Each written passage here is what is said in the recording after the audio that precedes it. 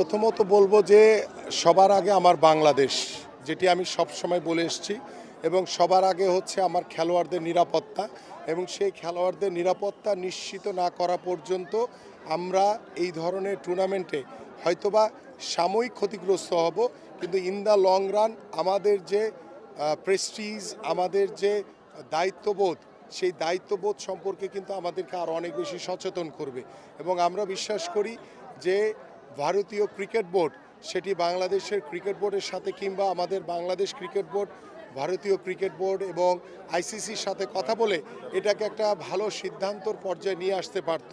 But এখানে আমার কাছে মনে হয়েছে যে কোথাও না কোথাও কমিউনিকেশনের অভাবের কারণে এটিকে আরও সুন্দরভাবে সমাধান করা যেত। বাট আমরা সবসময় খেলার পক্ষে, আমরা সবসময় ক্রিকেটাররা মাঠে খেলবে, এটাই স্বাভাবিক।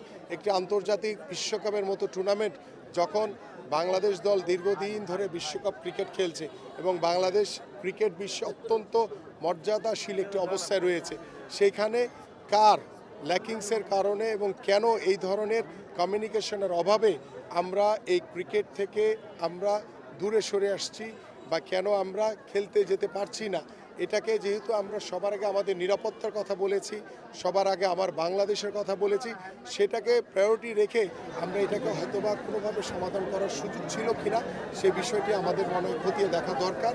এবং আমরা বিশ্বাস করি যে ক্রিকেট অত্যন্ত মর্যাদাশীল একটি খেলা আমাদের বাংলাদেশের জন্য।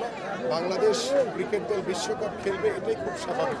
কিন্তু যেহেতু একটি নিরাপত্তার ইস্যু রয়েছে এখানে, আমাদের সবার আগে বাংলাদেশের ইস্যু রয়েছে, সেই জায়গা থেকে আমরা আমাদের জায়গা ধরে রেখে আমরা এই ক্রিকেট বিশ্বকাপে খেলতে যাচ্ছি না। এটি আমার কাছে মনে হয় যে এটি শুধু আমার না, এটি সারা দেশবাসীর একটি চাওয়া ছিল যে না, সবার আগে আমার বাংলাদেশ এবং সবার আগে আমার ক্রিকেটারদের নিরাপত্তা নিশ্চিত করে আমরা খেলতে যাব। আপনি বললেন যে সিদ্ধান্ত যেমনই হোক না কেন ইংলিশের এটা ক্ষতি হবে বাদ দিলাম, বাট ওয়ার্ল্ড কাপ না খেলে অনেক ধরনের আস্তে আস্তে ক্ষতি হতে পারে। ওয়ার্ল্ড কাপ না খেলে আইসিসি হোক, অন্য বোর্ডগুলো হোক, কিন্তু স্কটল্যান্ড গুরুত্ব দিচ্ছে অনেক এই সময়